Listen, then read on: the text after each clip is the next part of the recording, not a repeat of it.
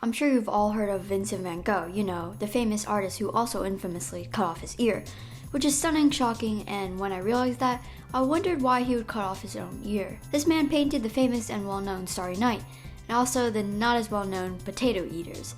These are all such great works, so what led him to do something as drastic as cut off his own ear? Well, Vincent Van Gogh has become something much more than a painter. He's become the image of a tortured artist. In February of 1888, he moved to Arles in hopes of starting an artist colony, painting France in a more direct light. The first thing to do was find a small studio/living space. Part 2 was to get another artist to stay with him in the house and paint with him.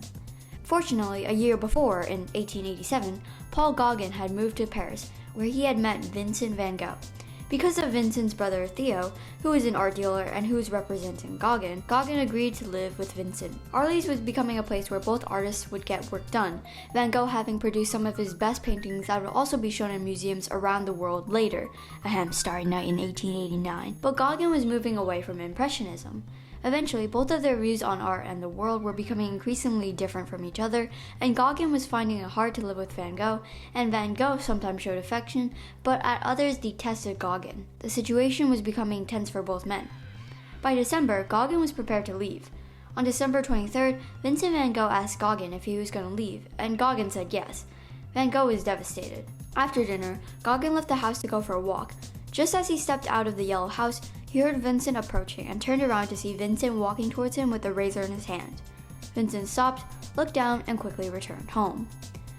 There wasn't much detail of the rest of the evening, as Van Gogh often came from his mad times with little to no recollection of the previous event.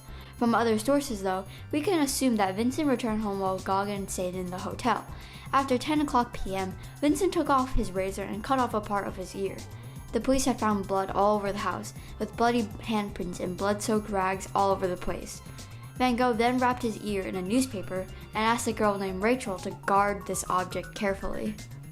While it might seem harsh for Van Gogh to cut off his ear, we can assume that when Gauguin arrived at his house and promised to live with him, he thought his idea of an artist colony was happening. When the relationship fell apart, Van Gogh blamed himself and his mind. Being religious in the past brought up thoughts of Peter cutting off the ear of a Roman soldier after Judas betrayed Christ.